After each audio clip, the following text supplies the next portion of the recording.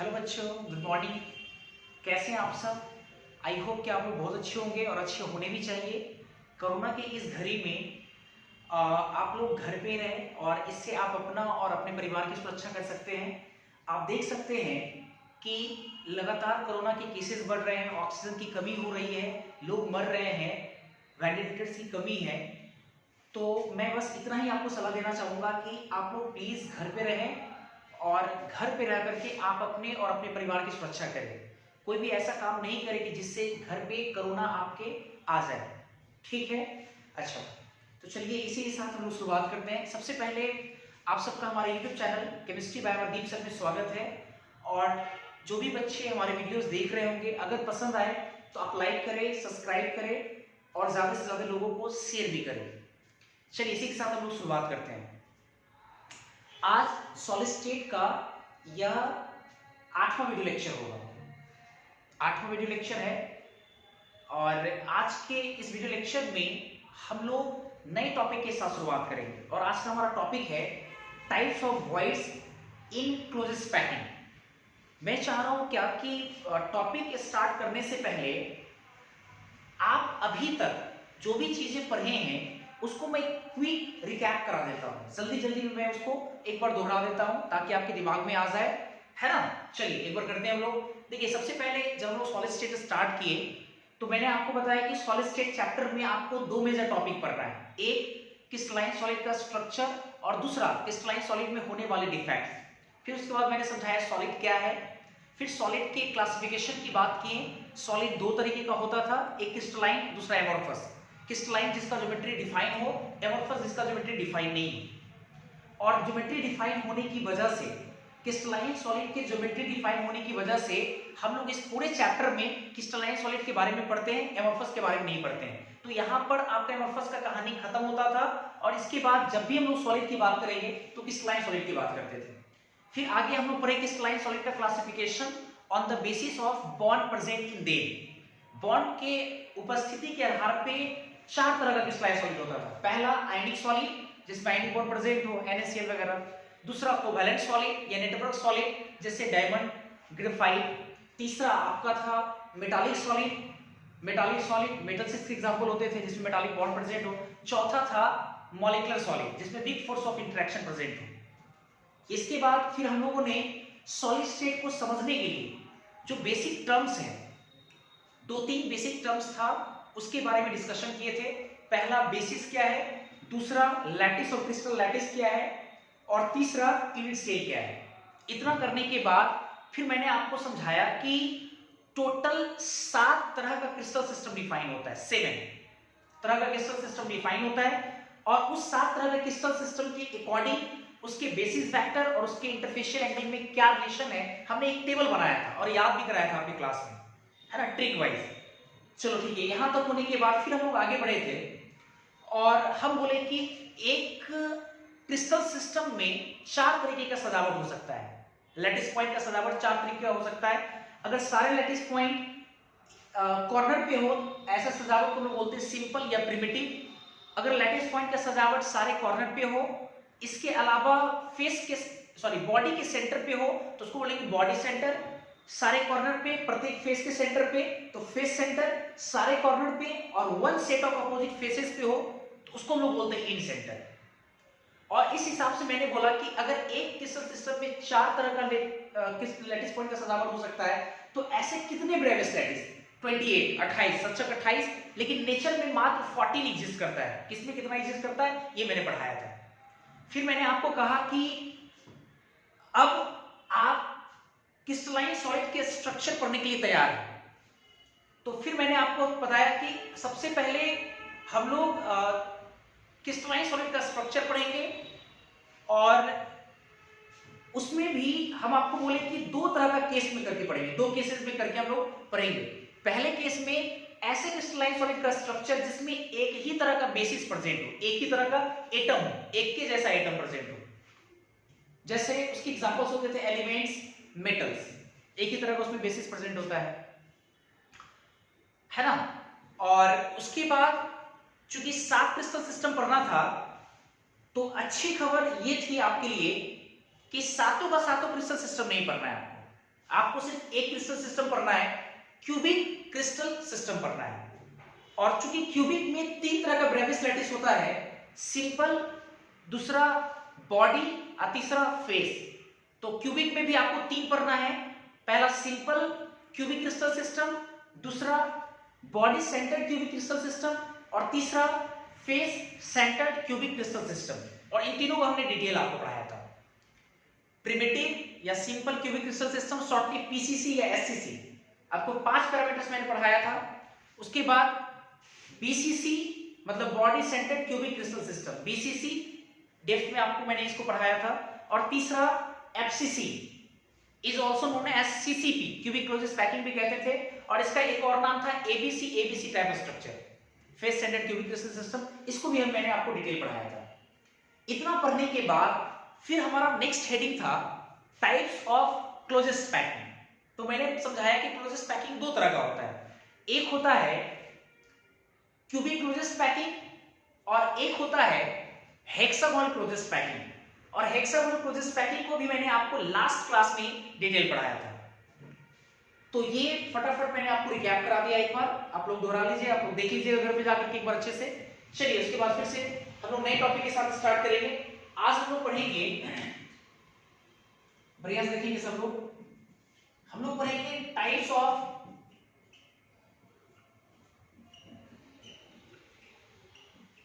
Voids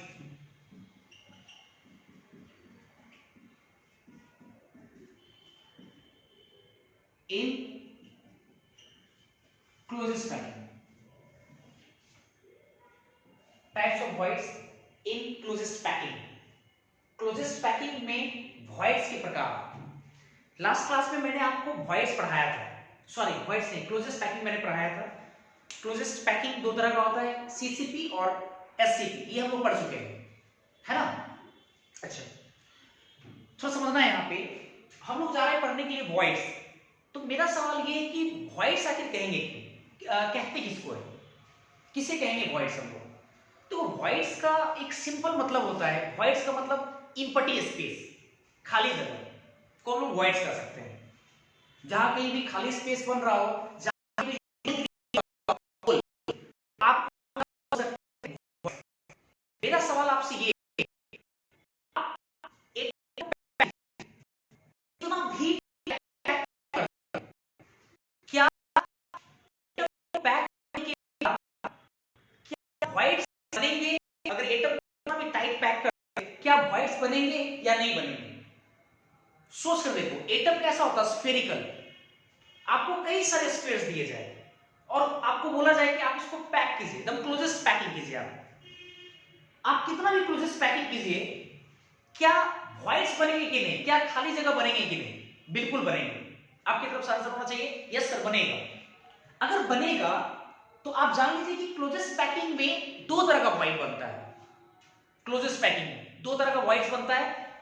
voids का कुछ नाम भी है, 2 तरह का खाली जगह बनेगा, 2 तरह का होल बनेगा, इसका मतलब 2 तरह का वॉइड्स बनेगा। और 2 तरह का वॉइड्स बनता है और उन दोनों वॉइड्स का अलग अलग नाम है।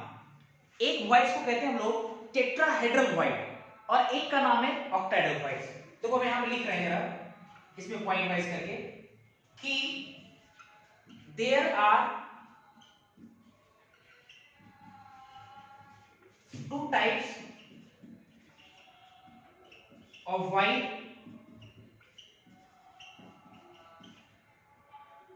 in closest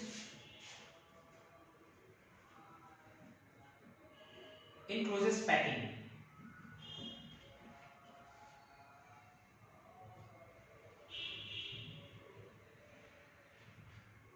There are 2 types of voids in closest packing. One is called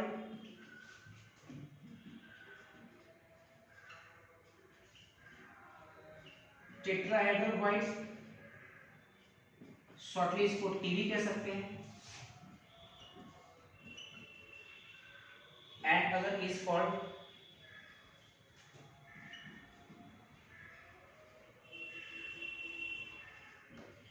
octahedral voids, shortly इसको भी बोल सकते हैं। मतलब 2 तरह का है, A number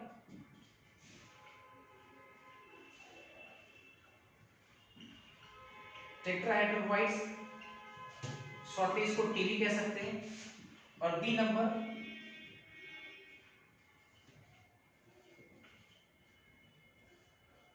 octahedral void, shortly इसको ओवी बोल सकते हैं। ये दो तरह का व्हाइट है ना, दो तरह का व्हाइट एग्जिस्ट करता है क्लोजेस्ट पैकिंग में। अब एक चीज जरा समझिए, क्लोजेस्ट पैकिंग भी दो तरह का होता है, याद कीजिए। एक होता है सीसीपी और एक होता है एससीपी। तो पहले हम लोग जो व्हाइट्स है वो क्यूबिक क्लोजेस्ट पैकिंग में पढ़ेंगे। इसके पढ़ने के बाद फिर हम लोग पढ़ेंगे हेक्सागोनल क्लोजेस्ट पैकिंग में व्हाइट्स। तो देखिए इसके बाद हम लोग पढ़ेंगे voids in cubic closest packing, shortly CCP या इसी को हम लोग बोलते हैं एफसीसी। तो सबसे पहले हम लोग पढ़ने जा रहे हैं whites cubic closest packing, CCP में पढ़ने जा रहे हैं। फिर इसके बाद हम लोग पढ़ेंगे है ना एससीपी में पढ़ेंगे। तो देखिए सबसे पहले सीसीपी या एफसीसी में क्लोजेस्ट पैकिंग जिसको हम लोग बोल रहे हैं CCP cubic closest packing, FCC face centred cubic crystal system है ना, इसका दूसरा नाम है FCC.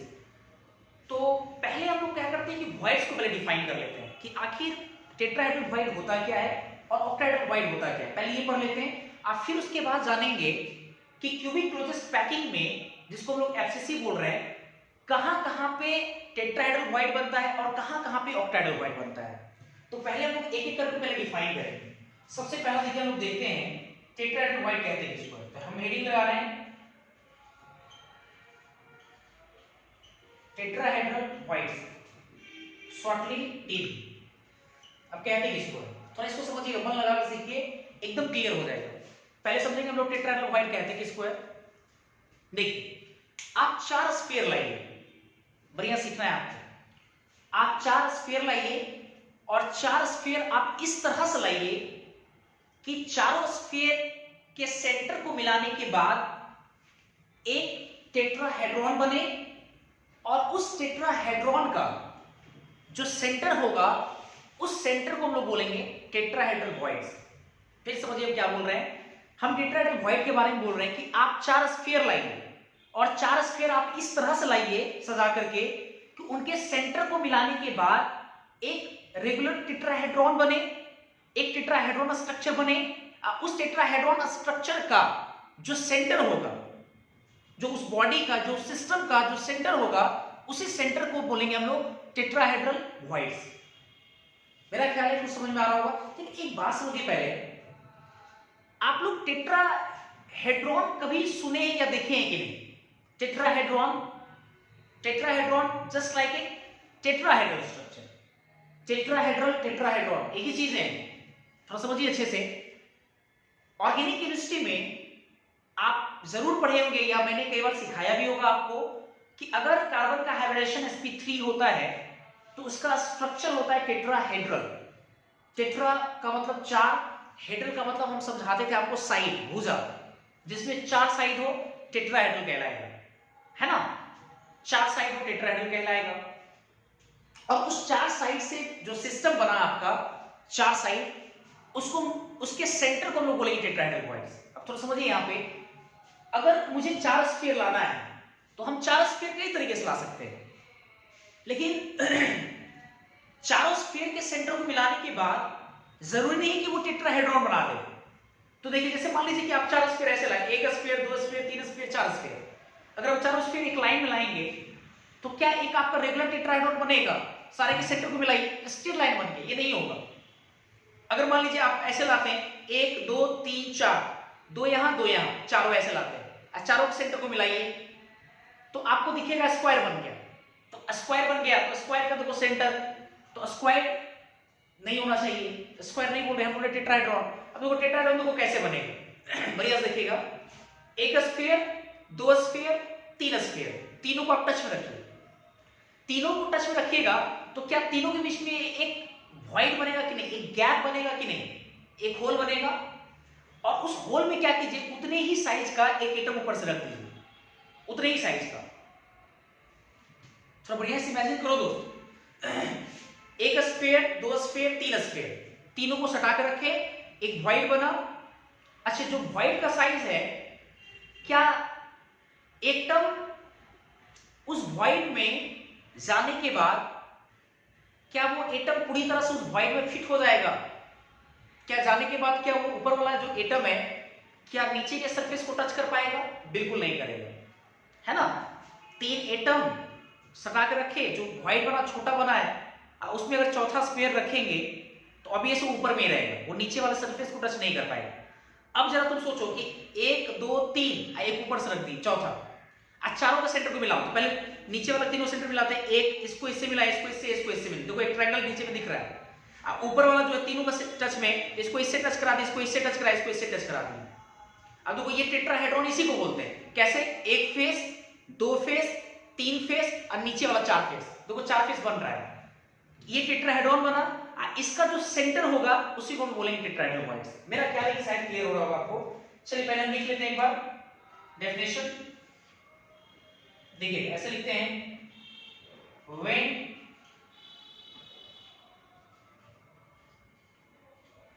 Four atom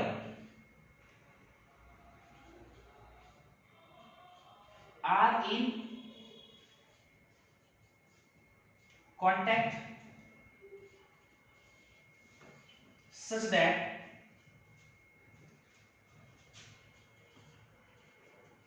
center of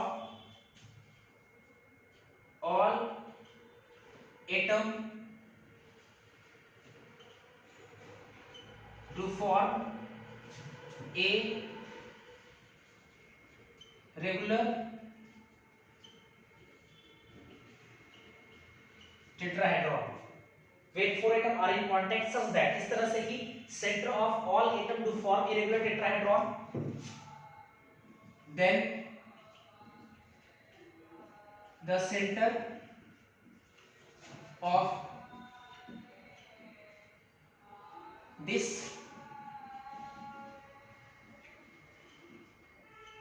tetrahedron is called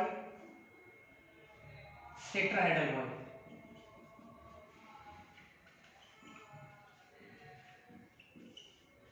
Is called tetrahedral bond. Then the center of this tetrahedron is called tetrahedral voids. तो उस tetrahedron के centre को क्या बोलेंगे? Tetrahedral points. इसको पिक्चर वाइज समझते, थोड़ा समझिएगा कि कैसे। हम देखिए क्या बोलना चाह रहे हैं। चार एटम को लाना है इस तरह से कांटेक्ट में। देख एक ही तरीका है, आप ऐसे लाइए चार एटम्स को, एक, दो एटम, तीसरा एटम, देखो ऐसे लाए। एटम स्फेरिकल होता है, ये स्फीयर है, एक स्फीयर, दो स्फीयर, तीन स्फीयर, ठीक है। और एक चौथा स्फीयर हम ला रहे हैं। चौथा स्फीयर, ये जो व्हाइट बना है, इस व्हाइट में हम लेकर आ रहे हैं चौथे स्फीयर, देखो ऐसे। मेरा सवाल आपसे ये है कि तीन स्फीयर है और चौथा स्फीयर उसके ऊपर से रखे हैं, क्या चौथा स्फीयर उस व्हाइट में, उस गैप में रखने से क्या वो चौथा स्फीयर उस पूरे व्हाइट्स को कैंसिल आउट कर देगा या रहेगा? बिल्कुल रहेगा, कुछ ना कुछ हिस्सा खाली रहेगा ही रहेगा, नहीं।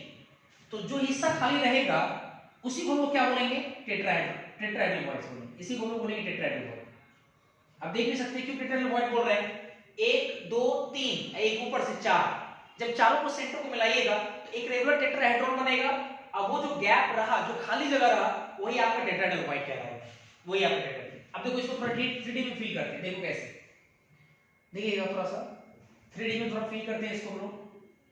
जैसे तीन जो एटम एक साथ, एक, दो, तीन मान लीजिए ऐसे, है ना। ये तीनों ये टच में है, ये देखो इसके टच में है ना, ये इसके टच में है, ये इसके टच में, ठीक है। ये तीनों नीचे वाला, एक ऊपर से हमको यहां रखना है, इसके बीच में जो वॉइस क्रिएट हो रहा था, ये मान लीजिए ऊपर से, और ये भी देखो इसके टच में भी है, इसके टच में भी है, इसके भी टच में है, देखो क्लियर है यहां तक। तो देखो एक, दो, ये तीन, तीनों आपस में टच में, चौथा ये वाला भी सबके टच में है। देखो चारों कांटेक्ट में है और आपको दिखना चाहिए, देखो एक साइड, दो साइड, एक पीछे, तीन साइड, एक नीचे वाला, चार साइड। अगर 3D में इसको फील करोगे देखो ये चार साइड दिख रहा है और इसका जो सेंटर होगा इस टेट्राहेड्रॉन का, देखो टेट्राहेड्रॉन बना है, ये जो सेंटर होगा ये एटम नहीं है, ये सेंटर बना रहे हैं। इसी सेंटर को हम लोग क्या बोलेंगे, इसी सेंटर को हम लोग क्या बोलेंगे, टेट्राहेड्रल का ये सेंटर, टेट्राहेड्रॉन का ये सेंटर है, यही सेंटर आपका क्या कहलाएगा, टेट्राहेड्रल कहलाएगा। ये आपका टेट्राहेड्रल कहलाएगा, है ना। तो 3D में अगर देखेंगे तो ऐसा ही हमें प्रतीत होगा और ये आपका टेट्राहेड्रल है। टेट्राहेड्रल का अगर आप एक्यूरेट स्ट्रक्चर देखना चाहते हैं तो एक्यूरेट स्ट्रक्चर आप उसको क्यूब में फील कर सकते हैं। देखिए क्यूब में कैसे फील करेंगे, हम एक क्यूब बना रहे हैं, देखिए क्यूब बना रहे हैं, इस क्यूब पे हमको टेट्राहेड्रल व्हाइट दिखाना है। देखिए आपको फील भी होगा कैसे टेट्राहेड्रल व्हाइट्स आपको दिखेंगे। आप क्या कीजिए कि कोई भी दो आप फेस लीजिए, one set of opposite faces, दो फेस लेकिन अपोजिट नहीं चल रहा होना चाहिए। अगर नीचे वाला ले रहे तो ऊपर वाला लीजिए, राइट वाला ले रहे तो लेफ्ट वाला लीजिए, पीछे वाला ले रहे तो फ्रंट वाला लीजिए, है ना। तो चलो हम ऊपर नीचे वाला लेते हैं, इस फेस और एक ये फेस ले रहे हैं, इस फेस के अपोजिट कॉर्नर पे दो एटम रखिए, चाहे इन दोनों पर रखिए चाहे इन दोनों पर रखिए। देखो एक एटम यहां रख रहे हैं, एक एटम यहां, लैटिस पॉइंट से दिखा रहे हैं, है ना, पेपर रिप्रेजेंटेशन को आसान करने के लिए लैटिस पॉइंट दिखा रहे हैं। अब इसके बाद इस फेस के अपोजिट वाले फेस पे जाइए, मतलब ऊपर वाले फेस में, इसको इन दोनों कॉर्नर पे रखें आप, एक अपोजिट कॉर्नर पे रखें। अब ऊपर वाले में ऐसे नहीं, ऐसे रखेंगे, ऐसे, एक इधर रखेंगे एक इधर रखेंगे, ऐसे उल्टा कर देंगे, है ना, उल्टा कर देंगे। उल्टा करिएगा अगर आप तो देखो उल्टा करने के बाद देखो आपको दिखेगा ये, थोड़ा सा पिक्चर्स क्लियर नहीं हो पा रहा है, थोड़ा एक सेकंड मेरे को थोड़ा टाइम दो, हम देखो करके दिखाते हैं।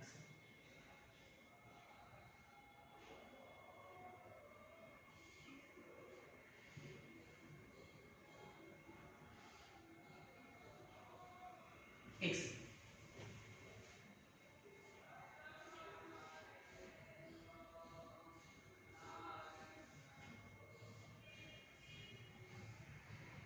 देखिएगा, हाँ एक एटम देखो यहां दिखा रहे हैं, है ना, एक एटम यहां दिखा रहा है,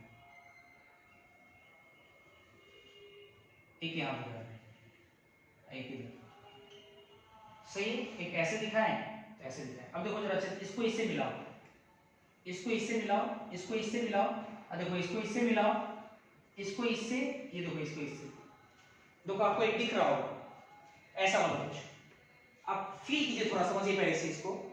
आपका जो फर्श है, जिस रूम में आप देख रहे हैं जो फर्श है, उस फर्श अपने आप में एक फेस है, उसका अपोजिट कॉर्नर पे दो एटम रखिए।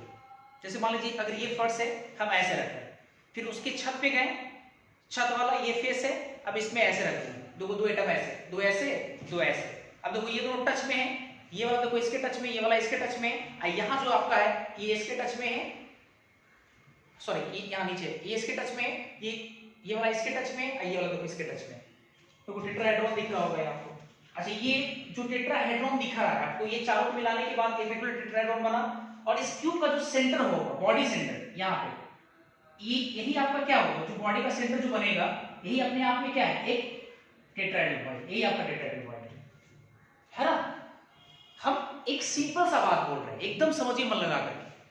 आप चार स्फीयर लाइए, चारों स्फीयर का सेंटर को मिलाइए, एक टेट्राहेड्रॉन बनेगा।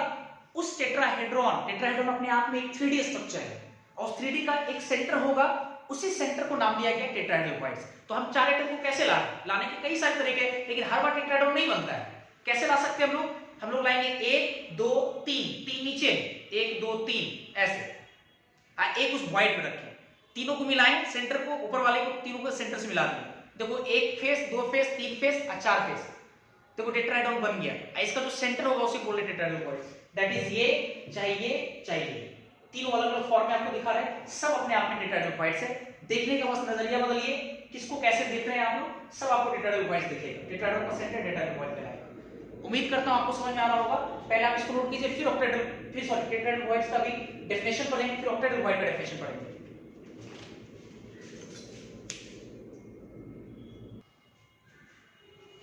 चलिए इसके बाद हम लोग देखते हैं ऑक्टेट्राहेड्रल पॉइंट्स, ठीक है। Second B number,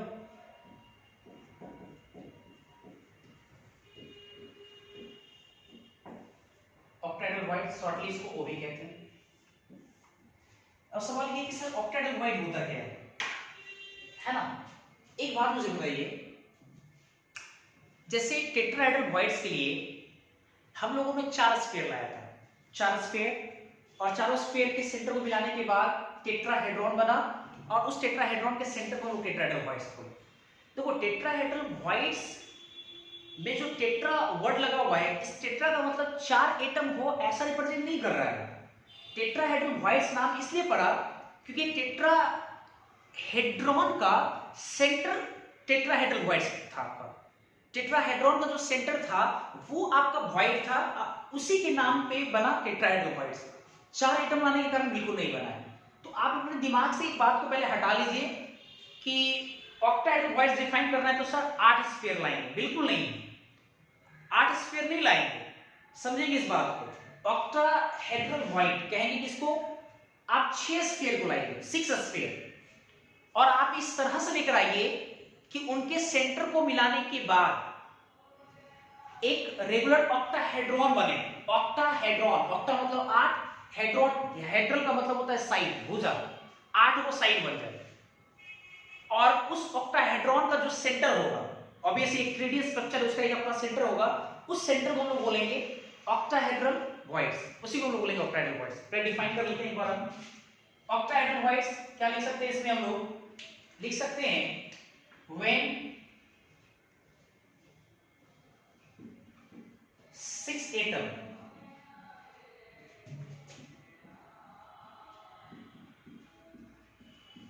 are in contact such that, इस तरीके से हो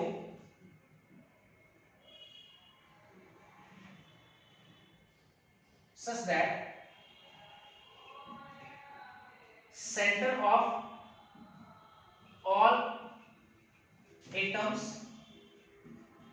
do form irregular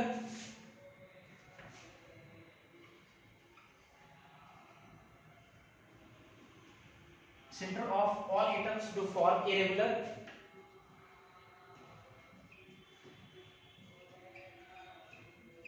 octahedron, then the center of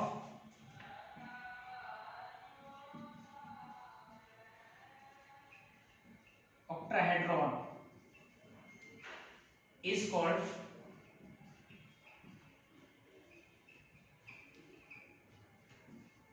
octahedral void। ठीक है ना?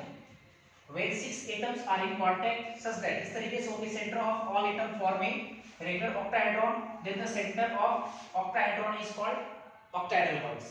उसके सेंटर्स को मिलाने के बाद एक ऑक्टाहेड्रॉन बने और उसके सेंटर को हम लोग बोलेंगे ऑक्टाहेड्रल वॉइड्स। अब 6 स्फीयर लाना है। अच्छा, आपको याद होगा ऑक्टाहेड्रल मैंने आपको पढ़ाया है हाइब्रिडाइजेशन में, और ऑक्टाहेड्रल तो ठीक है, खैर समझ में आ रहा है, ऑक्टा मतलब 8, हेड्रल मतलब साइड। ऑक्टाहेड्रल का एक और नाम होता था, याद कीजिए आप लोग अगर पढ़े होंगे तो, octahedral is also known as square bipyramidal shape, square bipyramidal. याद होगा आपको कैसे होते थे स्क्वायर बाइपिरामिडल, या कैसे होंगे ऑक्टाहेड्रल? 6 स्फीयर, पहले आप 4 स्फीयर को लाइए, 1 स्फीयर, 2 स्फीयर, 3 स्फीयर, 4 स्फीयर, चारों स्फीयर को सटा सटा कर रख दिया ऐसे, 1 2 3 4, ये चारों एक दूसरे के टच में है, 4 ऐसे। चारों के बीच में एक वॉइड बना होगा। क्या 5वां स्फीयर उतने ही साइज का अगर उस वॉइड में रखेंगे तो क्या 5वां स्फीयर नीचे वाले सरफेस को टच कर पाएगा? यस और नो?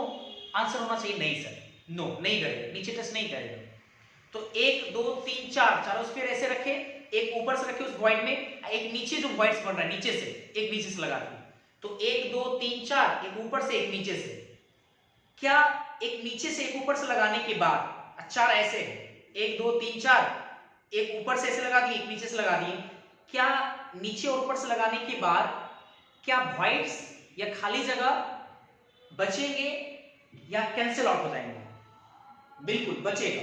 थोड़ा सा दिमाग चलाओ, जरूर कहीं ना थोड़ा सा जो स्पेस है वहां पे खाली रहेगा, और जो स्पेस खाली रहेगा उसी को हम लोग बोलेंगे ऑक्टाहेड्रल वॉइड्स, उसी सेंटर को आप देख सकते हैं उस पूरे का सेंटर होगा वो एक ऑक्टाहेड्रल बन भी रहा है। देखो कैसे बन रहा है, 1 2 3 4, एक ऊपर से उसके वॉइड में, नीचे से वॉइड में, आप चारों के सेंटर को मिलाइए, एक स्क्वायर बेस बन जाएगा।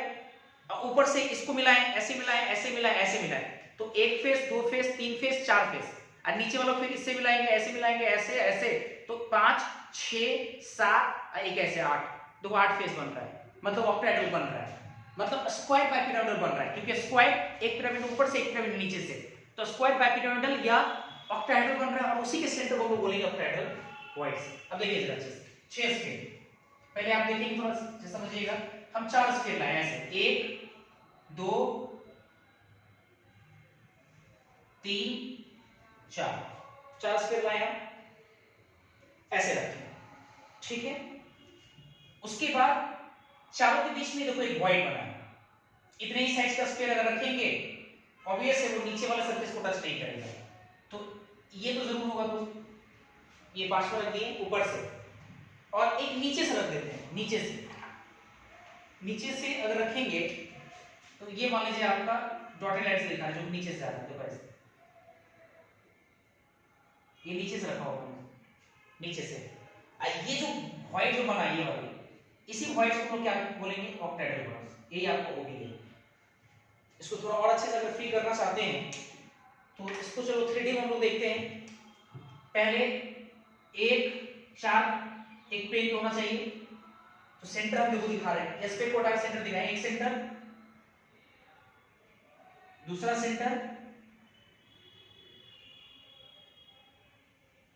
तीसरा सेंटर, एक चौथा सेंटर, ये 4 सेंटर हम दिखा दिए यहाँ पे, है ना। ये देखो इसके टच में है, ये इसके टच में, ये इसके टच में, ये इसके टच में, इन चारों बीच में वॉइड बना है, एक यहाँ रख देते हैं ऐसे, ऊपर में रख दिए, इसके नीचे से एक वॉइड बना तो नीचे वाला यहाँ रख दिए ऐसे, इस वॉइड को, एक पांचवा वाला ऊपर स्फीयर, छठा जो नीचे से वही है। अब इसको इससे मिलाओ, इसको इससे मिलाओ, इसको इससे मिलाओ, इसको इससे मिलाओ, देखो थोड़ा अच्छे से, है ना। अब देखो इसको हम मिला रहे हैं यहां से, इसको इससे मिलाओ, इसको इससे मिलाओ, इसको इससे मिलाओ, और इसको देखो इससे मिलाओ, देखो आपको दिख रहा होगा ऊपर से भी एक बना है ना पिरामिड, और नीचे से बना है पिरामिड, और ये जो बीच में जो व्हाइट गैप रह गया, ये वाला गैप, इसी गैप को हम लोग क्या बोल रहे हैं, ऑक्टाहेड्रल वॉइड्स बोल रहे हैं। क्लियर है? हाँ बिल्कुल क्लियर होना चाहिए। 4 एक ऊपर से ऐसे, एक देखो यहां से ऐसे, ये जो वॉइड बना होगा, इसी वॉइड्स को हम लोग क्या नाम दे रहे हैं, ऑक्टाहेड्रल वॉइड्स, ये आपको ऑक्टाहेड्रल वॉइड्स, है ना। चलिए फिर इसके बाद देखिए थोड़ा अच्छे से, देखो एक और दिखाते हैं आपको ऑक्टाहेड्रल वॉइड का एक और तरीका रिप्रेजेंट करने का, बढ़िया सीखना पड़ेगा।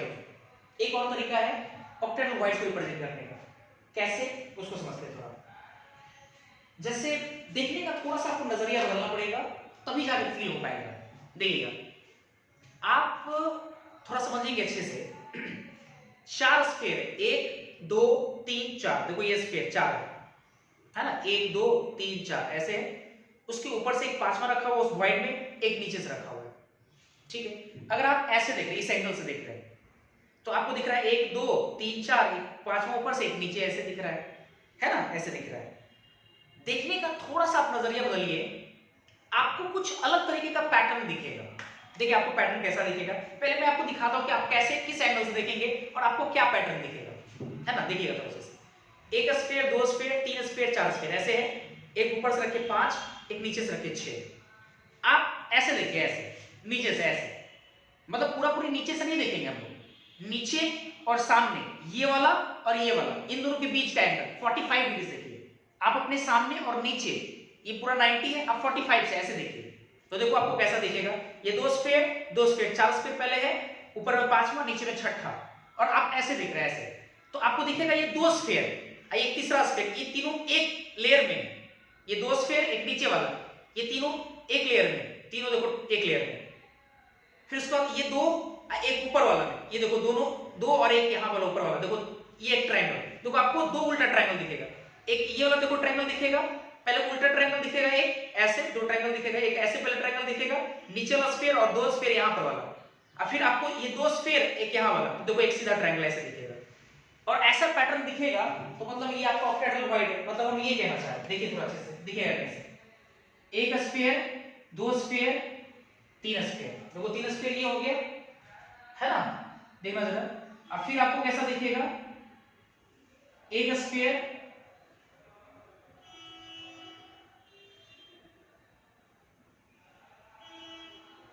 दो स्फीयर,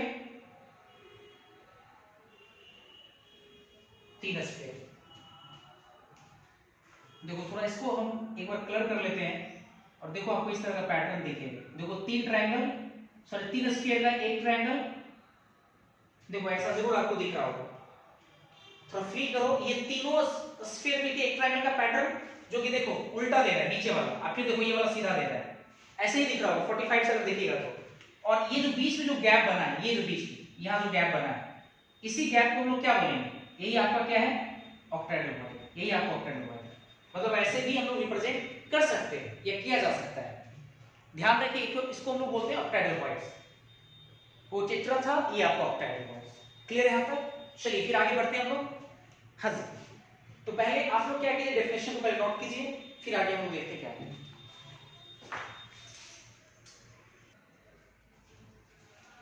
चलिए हम लोग टाइप्स ऑफ वॉइड्स पढ़ रहे थे, टेट्राहेड्रल वॉइड, ऑक्टाहेड्रल वॉइड। तो पहले हम लोग सीखे टेट्राहेड्रल वॉइड क्या होता है, ऑक्टाहेड्रल वॉइड क्या होता है।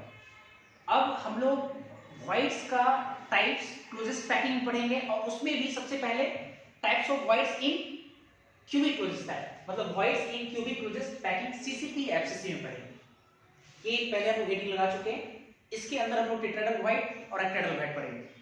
तो टेट्राहेड्रल वॉइड क्या, ऑक्टाहेड्रल वॉइड क्या है, ये हम लोग समझ चुके हैं। अब हम लोग ये देखेंगे कि सीसीपी में कहां-कहां पे टेट्राहेड्रल वॉइड बनता है। तो पहले टेट्राहेड्रल वॉइड देखते हैं, फिर देखेंगे कि सीसीपी में कहां-कहां पे ऑक्टाहेड्रल वॉइड बनता है। तो पहले हम लोग देखेंगे टेट्राहेड्रल वॉइड्स, है ना। पहले देखेंगे हम लोग टेट्राहेड्रल वॉइड के बारे में। ए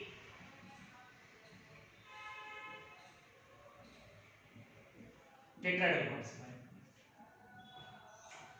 थोड़ा समझिएगा अच्छे से। यहाँ से बहुत डिटेल पढ़ना है आपको, बहुत कुछ जानना भी है आपको। देखिए समझिएगा इस बात को। जैसे किताब लिखता है कि अगर आप एक एफसीसी यूनिट सेल को या सीसीपी को, या एफसीसी एक ही चीज होता है, अगर आप एक एफसीसी यूनिट सेल को 8 छोटे छोटे क्यूब में बांट देते हैं, 8 छोटे छोटे क्यूब में अगर डिवाइड करते हैं, तो प्रत्येक स्मॉलर क्यूब का जो सेंटर होगा वो अपने आप में एक टेट्राहेड्रल वॉइड है, ऐसा किताब लिखता है। और इस हिसाब से टेट्राहेड्रल वॉइड का संख्या होगा 8, क्योंकि प्रत्येक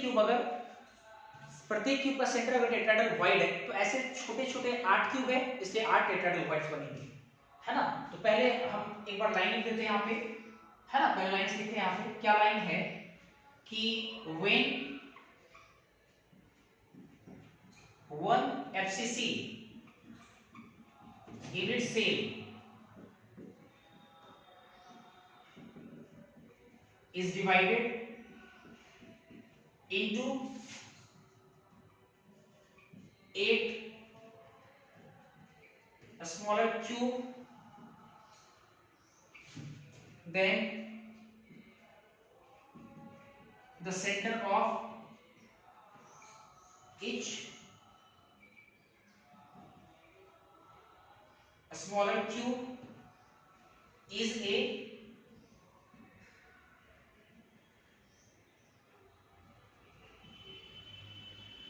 tetrahedral void,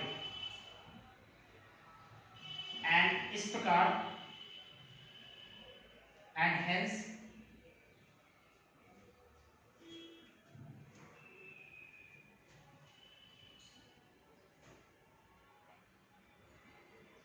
hence total number of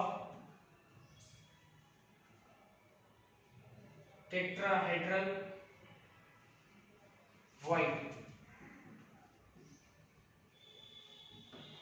is equal to 8। और इस प्रकार से टेट्राहेड्रल वॉइड का संख्या 8 होगा।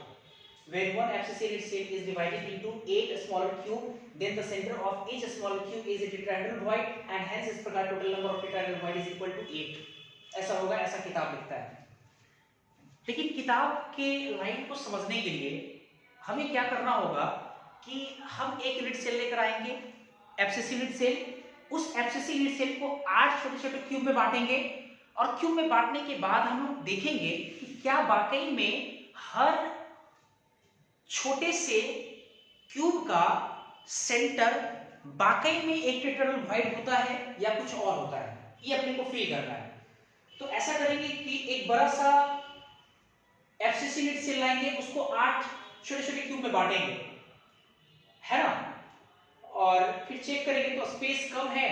तो आप ऐसा कीजिए, पहले यहां से लेकर यहां तक पहले नोट कर लीजिए, पहले आप यहां से यहां तक नोट कर लीजिए, और जल्दी नोट कीजिए, स्क्रीनशॉट लेकर इसको नोट कर लीजिए, और फिर हम यहां पे दिखाते हैं आपको। आई होप कि नोट हो गया होगा। चलिए देखते हैं। चलिए अब क्या करते हैं हम लोग, एक एफसीसी यूनिट सेल लाते हैं, एक, या आप बोलिए एक क्यूब ला करके पहले 8 क्यूब में हम लोग बांटते हैं।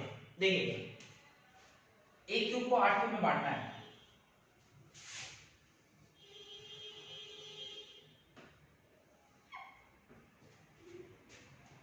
एक बड़ा सा क्यूब बनाते हैं,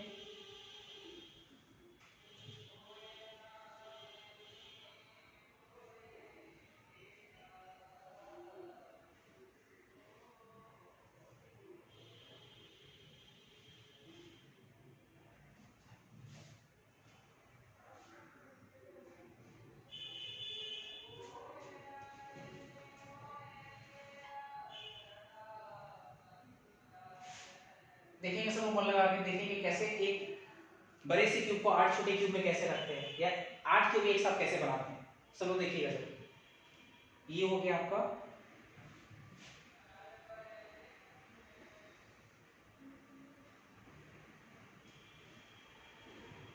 चलिए, देखिए इसको इससे मिला लिया हम लोग, इसको इससे मिला लिए, इसको इससे मिला लिए, इसको इससे मिला लिए, एक क्यूब बन गया। आप अपनी और एक क्यूब बना लेंगे, ठीक है। अब इस क्यूब को हम 8 क्यूब में बांट रहे हैं, 8 क्यूब। देखिए यहाँ इसके मिडिल पोर्शन पे इसके मिडिल पोर्शन से मिला दें, है ना, और इसको नीचे वाले पोर्शन से लेकर मिला देंगे, फिर वैसे ही इसको भी नीचे वाले पोर्शन से मिलाते चलेंगे, और फिर इसके जो मिडिल पोर्शन है इसको मिडिल पोर्शन से मिला देते हैं।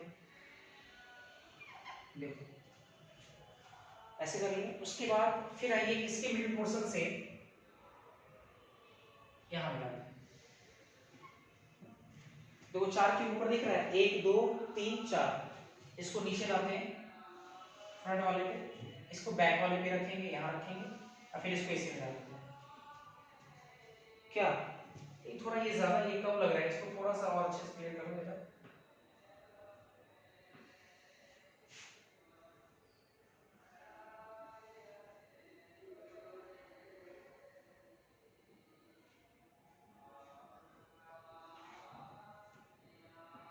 थोड़ा सा एक सेकंड, एक सेकंड।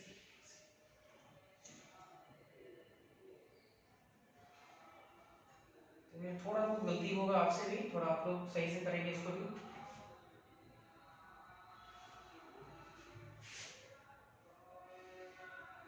अच्छा ठीक है, चलो है ना, थोड़ा सा ये दोनों बराबर करना था हमको, चलो बराबर हो गया इस तरीके से,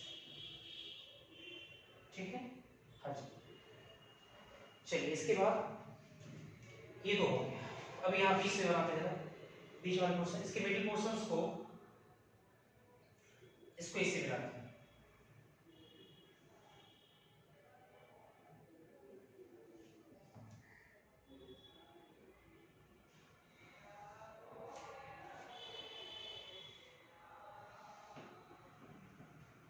देखो ऐसे, है ना, इसको इससे मिला देते हैं, इससे मिला दिए, इस वाले को नीचे से इसको मिला लीजिए, और इसको देखो इससे मिला लीजिए।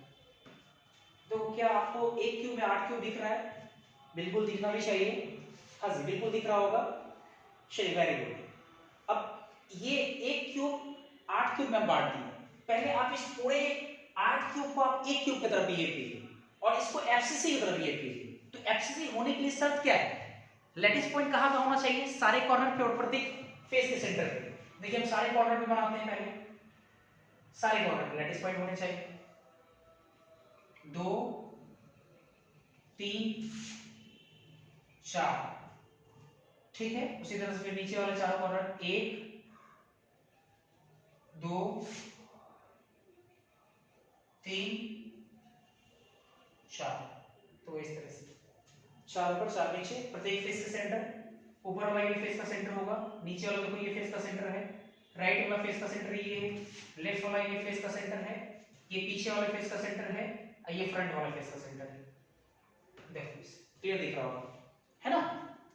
चलिए एफसीसी है कि नहीं, ये पूरा अगर एक क्यूब देखा जाए तो क्या ये एफसीसी मिड सेल दिख रहा है कि नहीं, बिल्कुल दिख रहा है, सारे कॉर्नर पे और प्रत्येक फेस के सेंटर पे, इसलिए ये क्या है आपका एफसीसी है। और देखो इसको 8 क्यूब में बांट चुके हैं, 4 ऊपर क्यूब दिख रहा होगा, 1 2 3 4 यहां तक, और 4 फिर इसके नीचे क्यूब है, 5 6 7 8 क्यूब है। किताब क्या लिखता है कि अगर आप एफसीसी मिड सेल को 8 छोटे छोटे क्यूब में बांटते हैं, जैसा कि मैंने बांटा है, तो प्रत्येक क्यूब का सेंटर अपने आप में एक टेट्राहेड्रल वॉइड है। अब हमें यह सीखना है या समझना है कि क्या वाकई में ये सही है या गलत है। इसको समझने के लिए हम एक क्यूब लेके आते हैं, एक छोटा सा क्यूब पे कंसीडर करते हैं या फोकस होते हैं। ऊपर 4 क्यूब है, नीचे 4 क्यूब। हम क्या करते हैं, ऊपर में जो 4 क्यूब है उसमें पीछे वाले के लेफ्ट वाले क्यूब पे जाते हैं, पीछे और सबसे लेफ्ट वाले क्यूब। पहले ऊपर में जो 4 क्यूब ऊपर गए, ऊपर में सामने वाले क्यूब पे नहीं, पीछे के लेफ्ट वाले क्यूब, मतलब इस वाले क्यूब पे फोकस करते हैं, इस वाले क्यूब। अब देखो ये वाला क्यूब यही है आपका, ठीक है, थोड़ा अच्छे से, इसके नीचे ये वाला, ये पूरा क्यूब है, पीछे वाले क्यूब पे फोकस करते हैं। और देखिए आप लोग अच्छे से, आपको कुछ चीजें दिखेगी, देखिए कैसे, देखो क्या ये इसके टच में है कि नहीं। आपको एफसीसी काफी डिटेल पढ़ाए, ये फेस सेंटर के बहुत टच में होता है, तो कोई ये इसके टच में है कि नहीं, बिल्कुल है। क्या देखो ये इसके टच में है कि नहीं, बिल्कुल है। ये वाला, ये अगर जिस रूम में बैठे हुए ये पीछे वाला फेस का सेंटर है, ये ऊपर वाला फेस का सेंटर है, तो क्या ये टच में होगा, बिल्कुल होगा। ये कॉर्नर ये पीछे वाला फेस का सेंटर, देखो ये भी टच में होगा, देखो है टच में, है ना। हम पहले ही बोल रहे हैं कि ऊपर जो 4 क्यूब है उसके पीछे में लेफ्ट वाले क्यूब पे हम लोग देख रहे हैं, लेफ्ट वाला क्यूब, देखो लेफ्ट वाला क्यूब है, ये भी लेफ्ट वाला क्यूब का ही हिस्सा है, ठीक है। और देखो ये वाला है, देखो ये इसी क्यूब का हिस्सा है, देखो ये इसके टच में है, देखो ये इसके टच में है, और देखो ये इसके टच में है। अगर आप देखें तो देखो एक टेट्राहेड्रॉन देखो बन गया है, आपको दिखेगा टेट्राहेड्रॉन बना हुआ, क्या दिख रहा है कि नहीं टेट्राहेड्रॉन, बिल्कुल दिख रहा होगा, एक टेट्राहेड्रॉन आपको दिख रहा होगा, यस और नो। देखो बिल्कुल आपको एक टेट्राहेड्रॉन दिख रहा होगा, देखो टेट्राहेड्रॉन दिख रहा है, ये है टेट्राहेड्रॉन, नहीं देखो ये और ये तीनों मिलकर देखो तीनों आपस में टच में है, और ये चौथा वाला देखो यहां से सब देखो टच में। तो इस क्यूब का जो सेंटर होगा वो अपने आप में क्या होगा, टेट्राहेड्रल वॉइड होगा, बिल्कुल होगा कि नहीं। देखो यहां सेंटर मान लीजिए अगर बन रहा है, ये सेंटर मान लीजिए, तो ये अपने आप में क्या है, एक टेट्राहेड्रल वॉइड, टीवी है, तो टेट्राहेड्रल वॉइड बन गया। एक और दिखाते हैं, आप देखिए जरा अच्छे से इस चीज को, चलो ठीक है और समझते जरा। इस पर क्या करते हैं, नीचे वाले क्यूब पे आते हैं, नीचे वाले 4 क्यूब, 1 2 3 4, उसमें भी नीचे में फ्रंट वाले क्यूब में आते हैं, तो फ्रंट तो 2 क्यूब है, ये दोनों, इन दोनों में हम लोग राइट वाले क्यूब पे फोकस करते हैं, राइट वाले मतलब इस क्यूब पे फोकस करते हैं, इस वाले, इस क्यूब पे देखो ये 2 एटम, इसको इस क्यूब के ऊपर वाले फेस पे देखो ये 2 एटम। अब जरा देखो अच्छे से, ये वाला एटम इसके टच में होगा, एक और a/2 याद करो, देखो ये इसके भी टच में होगा, ये वाला नीचे वाला फेस का सेंटर, ये वाला फ्रंट वाले फेस का सेंटर है या नहीं है ना, देखो ये टच में। अच्छा ये इसके टच में होगा, ये कॉर्नर, ये वाला फेस का सेंटर, फ्रंट वाले फेस का सेंटर, तो ये इसके भी टच में है। और ये देखो जरा, ये राइट वाला फेस का सेंटर है, ये वाला फ्रंट वाला फेस का सेंटर है, याद है ना, देखो ये इसके टच में होगा, a/2 डिस्टेंस एफसीसी में, देखो ये वाला इसके टच में होगा। इसलिए जो भी बच्चे अगर देख रहे होंगे डायरेक्ट ये वीडियोस तो नहीं समझ में आएगा, इसलिए आपको एक एक बोलते देखेंगे, देखो ये बना है ना। और उसी तरीके से अगर आप देखें तो जो बनेगा इसका सेंटर, देखो टेट्राहेड्रॉन बन चुका है, तो टेट्राहेड्रॉन का जो ये जो सेंटर होगा, ये जो सेंटर होगा, यहाँ पे हम एटम नहीं दिखा रहे, एक सेंटर दिखा रहे, वॉइड दिखा रहे, इसी को हम लोग क्या बोलेंगे, टेट्राहेड्रल वॉइड, टीवी बोलेंगे, टीवी बोलेंगे, है ना, देखो टीवी। और अगर आप इस कॉर्नर और इस कॉर्नर को मिलाइएगा, जिसको हम बोल सकते हैं बॉडी डायगोनल। क्या बोल सकते हैं इसको? बॉडी डायगोनल बोल सकते हैं। तो देखिए अगर बॉडी डायगोनल पे मिलाइएगा अगर आप,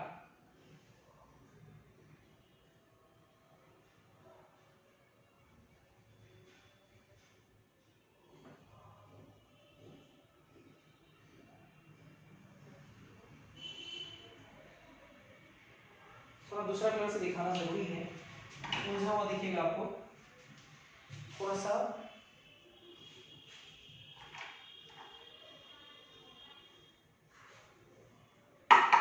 देखिए, अरे यार तो खत्म हो गया। चलिए इससे थोड़ा ये वाला अगर आप देखते हैं, ये वाला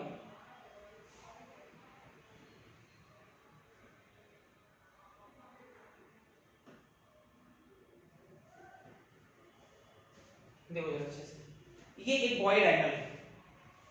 और देखो बॉडी डायगोनल क्या, बॉडी डायगोनल पे देखो ये टेट्राहेड्रल बन रहा है, देखो ये भी टेट्राहेड्रल, देखो बॉडी के डायगोनल में बन रहा है ना, देख सकते हो अच्छे से। और अगर इस क्यूब का एज अगर मान लीजिए ए है, तो आपको भी पता है कि ये जो दूरी होगा, ये जो दूरी होगा, ये दूरी कितने के बराबर होगा?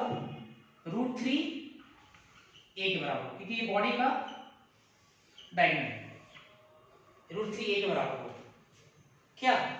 अच्छा अब देखिए जरा अच्छे से, अगर हम लोग देखें तो यहां पे एफसीसी लैटिस पॉइंट है, देखो यहां ये देखो एफसीसी लैटिस पॉइंट, फिर देखो ये टेट्राहेड्रल वाइड, ये बॉडी का सेंटर, फिर देखो टेट्राहेड्रल वाइड, और फिर एफसीसी लैटिस पॉइंट नहीं। और एक बात और आपको बोलते हैं, जो बॉडी का सेंटर है ये वाला, यहां पे ऑक्टाहेड्रल वाइड बन रहा है, ऑक्टाहेड्रल वाइड। कैसे? इसको भी फील कीजिए आप, ये बहुत लंबा समय लगेगा इसको समझने में। देखिए ऑक्टाहेड्रल वाइड कैसे बन रहा है। ऑक्टाहेड्रल वाइड की मैंने शर्त पढ़ाया था कि 4 एटम एक लेयर में हो, टच में हो, एक ऊपर से एक नीचे से। तो अगर ऐसा आपको हम फील करा दी तो इसका मतलब ऑक्टाहेड्रल वाइड है। देखो जरा कैसे, देखो ये वाला एटम देखो इसके टच में, ये इसके टच में, ये इसके टच में, ये इसके टच में, याद है a/√2 a/√2 a/√2 a/√2 है, तो ये चारों टच में देखो इस, और इसके ऊपर से देखो ये वाला आ रहा है, इसके नीचे से देखो ये वाला एटम आ रहा है, देखो अच्छे से, ये नीचे से, ये ऊपर से, ये चारों देखो ऐसे। तो ये जो सेंटर होगा वो क्या होगा? देखो ऑक्टाहेड्रल वाइड है। मतलब ये हुआ कि अगर आप देखें कि ये जो, ठीक है डिस्टेंस तो समझ में आ रहा है कि √3 a डिस्टेंस है, √3 a डिस्टेंस है। ये आपका क्या है? एफसीसी लैटिस पॉइंट है,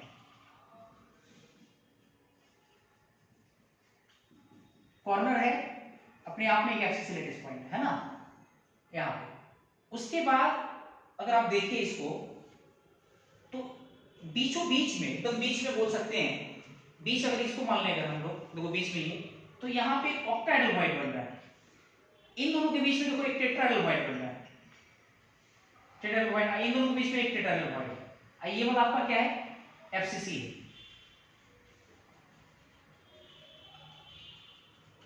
ये आपका एफसीसी लैटिस पॉइंट है ना। अच्छा ये tetrahedral void, octahedral wide, tetrahedral void.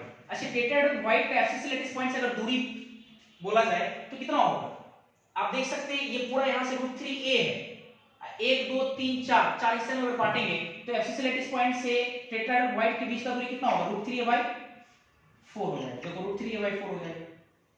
अगर आपसे बोले ऑक्टाहेड्रल वाइड का डिस्टेंस बताइए कॉर्नर से कितना होगा, या एफसीसी लैटिस पॉइंट से कितना होगा? √3a/2 होगा, √3a/2 ऑक्टाहेड्रल वाइड का क्या होगा? यस और नो? बिल्कुल होगा।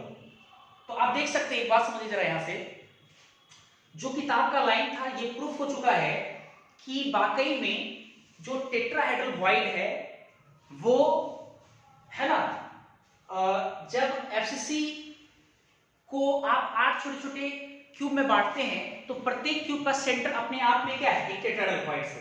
अगर वो पीछे वाला क्यूब का सेंटर देखो बना, तो ऐसे अगर फ्रंट वाला तो उसका सेंटर बनता। हम सारे का इसलिए नहीं दिखा रहे क्योंकि वो कॉम्प्लेक्स हो जाएगा, पिक्चर्स बहुत गंदे दिखेंगे, नहीं समझ में आएगा, इसलिए हम 1 2 छोटे छोटे क्यूब्स को लेकर सेंटर आपको दिखा रहे हैं, तो वो टेट्राहेड्रल वाइड है बिल्कुल। अच्छा तो ऐसे 8 टेट्राहेड्रल वाइड बनेगा, आप भी देख सकते हैं 8 बन रहा होगा, बिल्कुल बन भी रहा है। अब इसी चीज को हम लोग दूसरे नजरिए से देखते हैं। इसी चीज को कुछ किताबें ऐसे नहीं लिखते हैं कि जब एफसीसी को 8 छोटे छोटे क्यूब में बांटिएगा तो प्रत्येक फेस का सेंटर एक टेट्राहेड्रल वॉइड होगा। इसको दूसरे शब्दों में ऐसे भी कह सकते हैं कि जितने भी टेट्राहेड्रल वॉइड्स है, बढ़िया सीखो तो रहे आप, जितने भी टेट्राहेड्रल वॉइड्स है वो सब बॉडी के डायगोनल पे बनता है। देखो जरा अच्छे से, जब ये हम लोग बॉडी डायगोनल ड्रॉ किए हैं, देखो ये बॉडी डायगोनल, तो ये भी टेट्राहेड्रल वॉइड, ये भी टेट्राहेड्रल वॉइड, देखो बॉडी डायगोनल पे बन रहा है कि नहीं, बनेगा कि नहीं। अब जरा सोच, जिस कमरे में आप बैठे हो 4 ऊपर में क्यूब 4 नीचे क्यूब मान लीजिए, जो कमरा आपका क्यूब है उसको 8 क्यूब में बांटेंगे तो 4 नीचे क्यूब मान लीजिए, 4 ऊपर क्यूब मान लीजिए। आज जब एक बॉडी डायगोनल ड्रॉ करोगे तो आपको नहीं लगता कि यहाँ पर वाला जो क्यूब रखा है उसका सेंटर जो होगा वो बॉडी डायगोनल से पास करेगा, अर्थात टेट्राहेड्रल वॉइड से पास कर जाएगा, और जो एकदम नीचे वाला इस कॉर्नर से उस कॉर्नर मिलाएगा, जो नीचे वाला जो होगा उसका बॉडी का सेंटर से पास करेगा ये बॉडी डायगोनल, और उसका सेंटर पे एक टेट्राहेड्रल वॉइड है। मतलब हम कह सकते हैं कि टेट्राहेड्रल जो वॉइड है वो बॉडी के डायगोनल पे बनता है, बॉडी डायगोनल। और आप देख सकते हैं एक बॉडी डायगोनल पे कितने टेट्राहेड्रल वॉइड्स, 2, तो एक क्यूब में कितने बॉडी डायगोनल बन सकते हैं, 4, याद होगा, एक body diagonal, 2 body diagonal, 3 body diagonal, 4 body diagonal, तो 1 पर 2 तो 4 पे कितना, 8। मतलब हम ये कह सकते हैं, इसी चीज को दूसरे शब्दों में क्या लिख सकते हैं, जो इससे पहले लिखवाए थे, लिख सकते हैं कि also all tetrahedral voids are present at body diagonal, one body diagonal contain 2 tetrahedral voids, there are 4 such body diagonal, so total tetrahedral voids will be 8। तो सारे टेट्राहेड्रल वॉइड का संख्या कितना होगा, 8 हो जाएगा। इस तरह से हम लोग बोल सकते हैं। अच्छा चलो ये तो हो गया, ये तो हम लाइन लिखा देंगे। अब आइए एक छोटा सा बात समझेंगे अच्छे से। एक बात मुझे बताइए, जैसे एक एफसीसी है, ठीक है, बढ़िया समझिए, ये एफसीसी है, इसको 8 छोटे छोटे क्यूब में बांट दिए, 1 2 3 4 4 नीचे में। एक एफसीसी है, 4 ऊपर क्यूब 4 नीचे क्यूब है, और प्रत्येक क्यूब का सेंटर अपने आप में एक टेट्राहेड्रल वॉइड है। तो सारे टेट्राहेड्रल वॉइड के सेंटर्स को अगर मिलाएंगे या टेट्राहेड्रल वॉइड्स को मिलाएंगे, नीचे मिलाएंगे, नीचे वाले 4 क्यूब के सेंटर्स को मिलाएंगे, एक स्क्वायर बनेगा, और 4 जो ऊपर है उसके सेंटर्स को मिलाएंगे, एक स्क्वायर बनेगा। और स्क्वायर नहीं, एक नीचे बना एक ऊपर बना, और दोनों को जोड़ देंगे तो एक स्मॉलर क्यूब बनेगा कि नहीं। जब सारे टेट्राहेड्रल वॉइड्स को स्ट्रेट लाइन से मिलाएंगे, एफसीसी में एक छोटा सा क्यूब बनेगा। तो मेरा सवाल आपसे यह है कि उस क्यूब का एज लेंथ कितना होगा, मुझे बताइए। उस क्यूब का एज लेंथ कितना होगा, और उसका आंसर होना चाहिए 1/2। सॉरी 1/2 नहीं, गलत बोले, इसका एज लेंथ ये माना है ना, a/2 होना चाहिए। एक टर्म्स में कितना होगा, a/2 होगा। कैसे होगा थोड़ा समझिए इस चीज को। मेरा सवाल क्लियर है आपको? फिर से मैं बोलूं एक बार, हम क्या बोल रहे हैं, एक क्यूब है, मतलब अपने आप में एफसीसी है, 4 ऊपर क्यूब है 4 नीचे क्यूब है, मतलब एक एफसीसी को 8 छोटे छोटे क्यूब में बांट दिए। प्रत्येक क्यूब का सेंटर एक टेट्राहेड्रल वॉइड होता है, तो 4 ऊपर वाले सेंटर को मिला दिए, 4 नीचे वाले सेंटर को मिला दिए, एक स्क्वायर नीचे बना, एक स्क्वायर ऊपर बना, दोनों स्क्वायर को जोड़िएगा, एक क्यूब बनेगा इनसाइड एफसीसी यूनिट से। तो उस छोटे वाले क्यूब का एज लेंथ बड़े वाले क्यूब की एज लेंथ ए के टर्म्स में कितना होगा, मेरा सवाल ये था। और इसका आंसर होगा a/2, हाफ होगा, हाफ बनेगा, ऑब्वियसली छोटा है कम बनेगा, a/2। देखिए कैसे बनेगा। एक चीज मुझे बताओ, ये टेट्राहेड्रल वॉइड है, ये भी टेट्राहेड्रल वॉइड है, इन दोनों वॉइड को मिलाने वाला जो डिस्टेंस है, क्या उस स्मॉलर क्यूब का बॉडी डायगोनल है कि नहीं? जल्दी मुझे बताइए, यस और नो करके जल्दी बताइए। हाँ सर होगा, बिल्कुल होगा। मतलब थोड़ा देखिए यहां पर मेंशन कर रहे हैं, स्मॉलर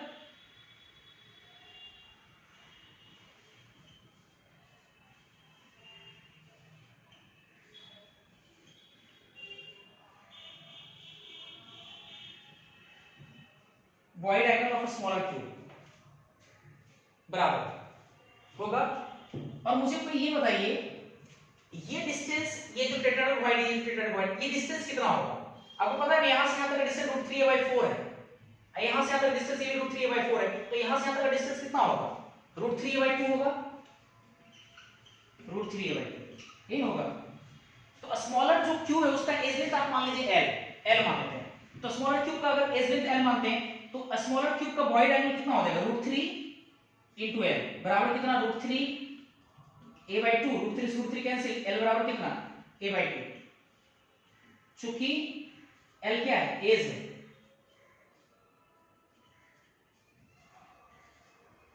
एज लेंथ है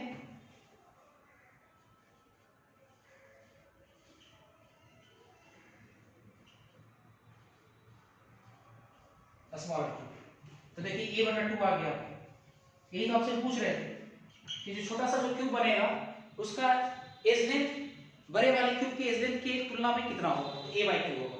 अब इन सारी बातों को मैं लिखा देता हूं यहाँ पे आप इस पिक्चर को पहले नोट कर ले ये बड़ा इंपॉर्टेंट है।